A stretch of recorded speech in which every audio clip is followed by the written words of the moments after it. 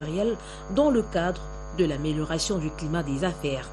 Le président de la République accorde une attention particulière à ce processus en vue d'assainir l'environnement des affaires et attirer plus d'investisseurs dans le pays. Vous savez que la question du climat des affaires est une question qui tient particulièrement à cœur le président de la République parce qu'il est question de voir comment nous puissions attirer les investisseurs et améliorer pour ceux qui sont là le travail qui est fait. Et donc cette réunion est une réunion, je dirais statutaire parce qu'elle se tient trimestriellement où nous faisons l'évaluation de la mise en œuvre de réformes.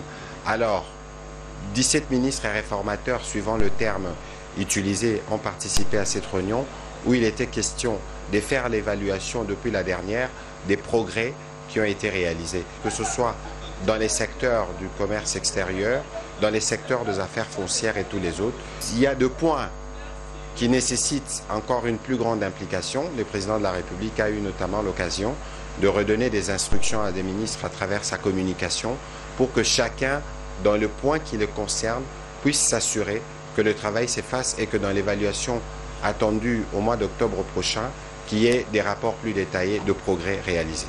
S'appuyant sur les rapports d'évaluation de la première réunion tenue en janvier dernier, présentés par le coordonnateur AI de la cellule présidentielle du climat des affaires, le chef de l'État a martelé sur quelques points essentiels. Les instructions ont été multiples parce que c'est des questions qui concernent des différents secteurs. Par exemple, la question de contrôle des services aux frontières. On observe que malgré qu'il faut qu'il y ait 4 services, il y a encore d'autres services parasites qui opèrent. Il y a la question du prélèvement pour ce qui concerne les secteurs de l'emploi et prévention sociale, du prélèvement du SMIC. Il faut qu'il y ait une harmonisation entre les services de la DGI et les services du ministère du Travail, donc de la CNSS, l'INPP. Il y a d'autres questions qui sont liées aux affaires foncières, au secteur de l'énergie, au secteur de l'intérieur, au budget et aux finances. Et donc, c'est un répertoire